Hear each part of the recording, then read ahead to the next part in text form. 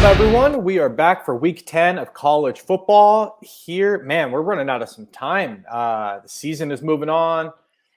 Don't have much more time to make some money this year. So let's get to it. As always, I'll break down the Saturday slate for DraftKings, kind of me on the West Coast morning slate.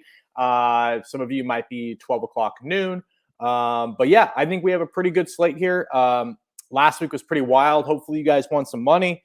I know I was close on a few tournaments, like always. One or two guys kind of busted and good enough to get me in the top 20, 25, but didn't bring home the bacon. So let's get back to it and see if we can do it this week. So let's hit it. First up, we have the the Bloodbath on the slate. We have Mizzou visiting Georgia. Georgia is a 39.5 point favorite with a 59.5 over under. For obvious reasons, I'm not going to be playing any Mizzou this week. Georgia, it's very clear at this point, they're one of the best defenses in college football in the last 5 to 10 years. I've said it, for a few weeks now. I'm just not going to mess with it. Can you find some pay down guys, some cheap guys to plug in as one-offs or bring backs or whatever? For sure. I'm just not going to do it. They could get shut out. They could get 50 yards of offense. I don't know. There's a bunch of guys questionable for Mizzou as well. If you play it, good luck. I just will not be. On the other side of the ball for Georgia, the biggest question obviously is how long are these starters going to play, right? Who's going to get the usage? Are they going to burn guys, and beat them up for much bigger games ahead? Nobody really knows, right? It could be 40-0 at halftime. Could be a little bit weird, right? It could be 14-0 at halftime. And for whatever reason, the offense isn't going. Kirby keeps the starters in. So I think this is a blowout from start to finish. You have to kind of predict game flow and tell a story to yourself here. If so, I'm going to be playing probably some more of the second string guys that might rotate in, let's say, normally, and get playing time, but they aren't like the key cog in the wheel, I guess. That's going to be my take on this. So I'm going to be playing guys like James Cook, Karis Jackson, Ladd McConkey, hoping that those guys are the ones that, mix in early in the game and then maybe are the ones who kind of take over, second, third quarter before, they really put in the backups, third, fourth string guys, which is also unpredictable. So I'm not going to be too heavily invested just because I don't know. I know they're going to win, but I don't know how much damage each of these guys can do and what their ceiling is here, right? So that's my take on the game. People might have a different thought here. I know they're going to win. It's just a matter of how much and who does the damage. So next up, one of my favorite games on the slate here, and should be probably on a lot of people's, should be a popular game, is Liberty at Mississippi, Ole Miss. This is a game that has some major shootout potential here. Liberty, the big question is, can they hang with the big boys, right? They are a really good team. They have a top offense in the country. They have a top defense in the country. But the level of competition that they traditionally play week in and week out is not the SEC, right? So that's the big question you have to ask yourself. I think Malik Willis has been absolutely incredible. I think he's the real deal. He's probably going to be a first-round NFL draft pick. And you've got a few weapons there, Demario Douglas, CJ Daniels, that I like the most, that I will be playing. But yeah, I'm in on it. I think this game stays relatively close. I think Ole Miss can pull away at the end of the game as, let's just say like the trenches kind of wear down Liberty. But who knows? I mean, this is Liberty's kind of biggest game of the year. It's a chance for them. There's going to be a ton of NFL scouts there.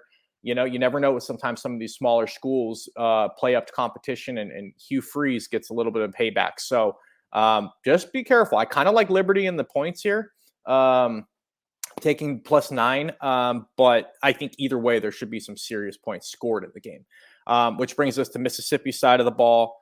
If Matt Corral's healthy enough, obviously I'll be playing him. You've got Snoop Carter and Harry Parrish Jr. on the ground game. It's a weird deal here. They have a great rushing offense. They just rotate a lot. You're going to get both guys 10 to 12, 15 carries.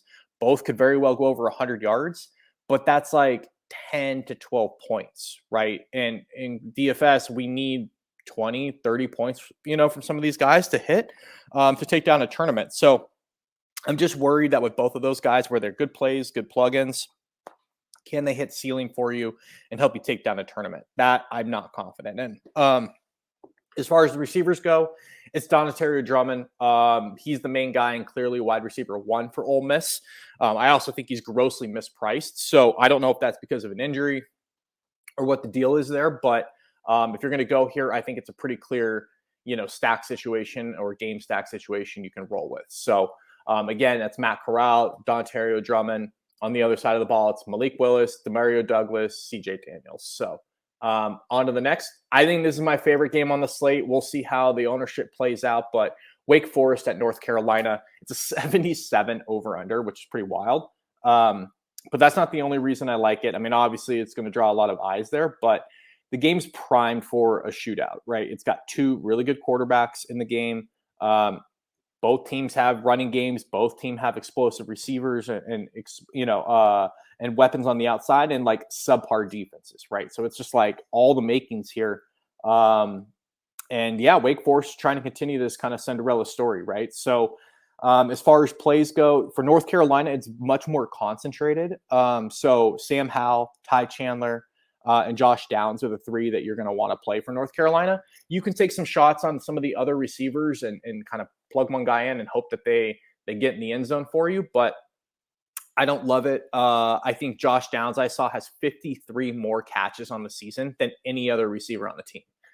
That's pretty absurd. So it's very clear, he's like the Devontae Adams of college football, right? He is going to get, 4-to-1 targets of anybody else. So if you're going to play North Carolina, or if you're thinking about a bring back in this game, just find a way to play Josh Downs. On the other side of the ball, Sam Hartman obviously is the quarterback there. He's having a phenomenal season.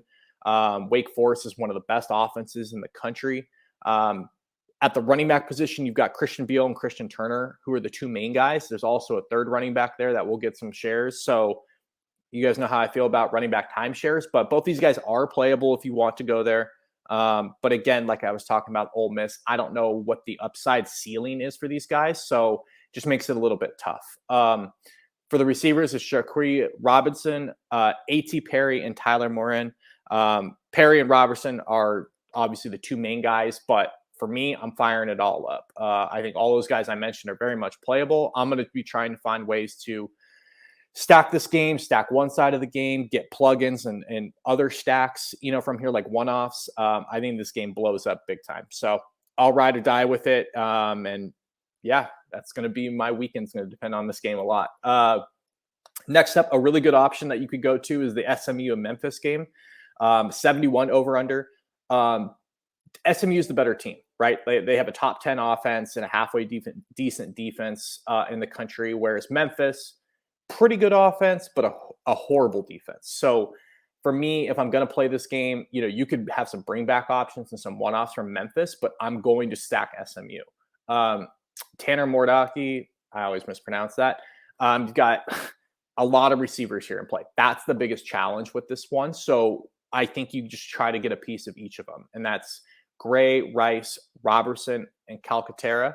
All 4 of those guys in the spread offense there are going to be playing. They're going to get targets. They're going to get catches and points. It's just a matter of like which one of those guys is the one who kind of leads the way. All different price points too. So depending on your other stacks and depending on your game, you can kind of plug guys into different pieces of or parts of the ladder, which I love. But yeah, I'm going to be playing much more SMU here on this side of the ball. For Memphis, you can go here. There's nothing wrong with it. Seth Hennigan, he's the quarterback. He's going to throw it to Calvin Austin and Sean Dykes. And the one piece that I think probably will go a little bit sneaky because most people will see this game and think it's going to go through the air. But Brandon Thomas, the running back for Memphis, is one of the best players in the game. So it's a little bit different, but I think you could definitely go like an SMU stack and bring it back with the running back, which is kind of interesting and a little bit different. But I think there's a lot of ways you can go about this game. There's just a lot of players in a high-flying offense, both offenses, that you should get some pieces to, like no doubt about it. So that one is interesting. Pivoting to a game that's not interesting, Illinois at Minnesota. Minnesota's a big favorite, but the over-under is 44 here. I don't really like anybody in this game. I just don't think both offenses are very limited. And when we look at the last 3 games that we just talked about, I don't know how you could play multiple pieces here and keep up with some of those games. I think you got to get some pieces from some of these bigger offenses mainly. If you want to go here, Chase Brown and Marquise Irving are probably the 2 guys at running back that I would consider. Outside of that, I'm probably off of this game. Next up, this one's a little bit weird. I think Ohio State is going to absolutely take it to Nebraska this week. In my opinion, Ohio State's looked like one of the best teams in the country the last couple of weeks. They've got the number 1 offense statistically in scoring in the country, and they've got now a top 20 defense against points scored. So I don't see what Nebraska can do here to really hang. I know their defense is better than people give them credit for, and it's not bad at all. But Nebraska has literally got Adrian Martinez. That's their whole offense is built around that guy. I'm not going to be doing it. If you want to play Adrian Martinez, you can. Again, he's going to be everything for you. So talk about a concentrated offense. That's the definition of it right there. For Ohio State, I think they're all in play. CJ Stroud's way too cheap. Travion Henderson might be one of the best backs in the country as a true freshman. You have Garrett Wilson, Jackson Smith, and then Chris Olave, who's down in price a little bit. So all these guys, in my opinion, are in play. I think Ohio State is definitely in my top 5 stacks this week. I think they go out there and steamroll Nebraska. Auburn at Texas A&M. This is another interesting game. This game is about a 50 over under. Both defenses are pretty good. Both offenses are so-so. I mean, you can go here if you want. I think this could be one, like talked about last week with Michigan State. Maybe there's some weirdness to this game as a rivalry SEC game. Both these teams are still fighting for a pretty good bowl game. So you could see some weirdness, some fireworks, if you want to say it. But I think the defenses are just too good for it to really get out of hand. And I don't think the offenses are nearly as potent as far as weapons go as last week you saw with Michigan State. So, but if you do want to go here and you want to take some shots, Tank Bigsby, a running back for Auburn, is one of my favorite plays. Isaiah Spiller and Devin Achant. So those 3 running backs combined are probably my favorites. If you want to go to the passing game, I would lean Bo Nix over Zach Calzada. I just think he's a better player. Highly inconsistent, but he's a better player. So you'll get higher upswing and ceilings from him. And then at the receiver position, there's a bunch of guys, but Anaya Smith and Wordmeyer for A&M are in play. Kobe Hudson, Demetrius Robertson, and Shedrick Jackson for the Auburn side. So that's kind of it. That's all I'm looking to in that game. For Baylor and TCU, look, we'll see how TCU responds to Gary Patterson news this week that he's stepping down. That program was obviously built by him the last decade or two. I'm curious to see what happens, but TCU just has an atrocious defense. Their offense is fine, nothing special, but their defense is just so bad. I think Baylor, hammers them here, to be honest with you, unless they can kind of ride those emotional feelings for Patterson and want to send him off the right way. I think Baylor takes it to him. I think all these guys are in play for Baylor. Jerry Bohannon, Abram Smith, Tyquan Thornton, RJ Sneed. Those are the 4 guys that I'd want to play. And then for TCU, Zach Evans and Quentin Johnson are in play. Max Dugan's there, obviously. But again, I think Baylor's defense is really good. So if you're going to go here, I probably wouldn't full stack it. I'd probably pick off 1 or 2 guys. I don't know if Evans is healthy. Johnson's highly inconsistent. There's been games I've played him where he does amazing. Games he gives me 2 points or no points. So, roll the dice, in my opinion, if you're going to TCU. Next game, Oklahoma State and West Virginia. This one just feels like it's going to shoot out. I don't know why. Maybe it's just a Big Ten matchup, and I just see these 2 schools and think it's going to go ham here. But Oklahoma State's defense is really good. They're the best unit in this game. There's a few guys that I have interest in, but I'm going to keep it pretty lean as far as my player pool in this game. For West Virginia, that's Letty Brown or Bryce Ford-Wheaton. For Oklahoma State, that would be Spencer Sanders, Jalen Warren, Tay Martin. I'm keeping it there. Again, I think this game just have a weird feeling about it. I think Oklahoma State, defense kind of throttles West Virginia back, but they're a weird team. Again, these teams know each other very well. Big Ten matchup. You could see some weird stuff go down here as well, but I'm going to keep my player pool pretty concentrated, even if it does. So Next up, Tulsa at Cincinnati. Look, I don't have a ton of interest in Tulsa for obvious reasons. The only player that I'm going to consider here is Josh Johnson. He's the best player on their team. He's a playmaker. Maybe they have to throw the ball and give the ball to somebody, right? Maybe he can make a play or two and hit value, but I'm definitely not like prioritizing Tulsa offensive players in this game. For Cincinnati, it's the same story, right? It's Desmond Ridder, it's Jerome Ford, it's Alex Pierce. You could take some shots on some other receivers for Cincinnati, Josh Wiley, guys like that. They always seem to like pop at one touchdown here and there. But again, like guys, we're trying to win tournaments here. We want high flying offenses and we want to very concentrate to certain guys. In my opinion, those are the three for Cincinnati. If they are going to have ceiling games, it's going to be one of those three guys or two or three of them. I don't think you get some random one-off all of a sudden going for 20, 30, 40 points on Saturday. So if I'm going to do it, I probably lean Ford as the favorite player, but he's the most expensive as well. So, tread lightly. Is another game that, Ford could be out at halftime, but he could also pop off like he did a couple weeks ago for 45, 50 points. So I think he's a good tournament play, but he's just expensive. Next up, I'm not going to spend too much time on this one, but Navy at Notre Dame. Notre Dame's a 3-touchdown favorite at home. Being totally honest, I think their offense strategy is to get a lead and smother it and kind of squeeze the opponent like a python. They are kind of playing the Georgia method at this point. That's how they're going to win games, is kind of keeping the ball on the ground, keeping the ball in their hands. I don't think Navy's great by any means, but the only guy I really have interest in this game is Kyren Williams. I was on him early in the year. He didn't look right. The offense didn't look right, but the last couple of games, he's really taken off and exploded. So I'll play him. He looks good again. He looks fresh. I think Kyren Williams the team's going to go as far as he will take him. So I love situations like that, and Kyren's definitely a good play this week. Next up, Penn State at Maryland. Look, this is one that I just don't have a feel on. I'll just be point blank. This game could shoot out. This game could be 21-19. I don't know. Point being, Penn State's season's completely derailed. There's rumors of the coach leaving. Sean Clifford's not healthy. Their best player, Josh Dotson, relies on Sean Clifford. Their running game hasn't been going. For Maryland, same thing. Like, their offense is a mess. They've lost some of their best players. There's times where they look fantastic, like against Indiana last week. And then there's times where, Tagovailoa throws 3 picks in the first quarter. I just don't know what to expect here.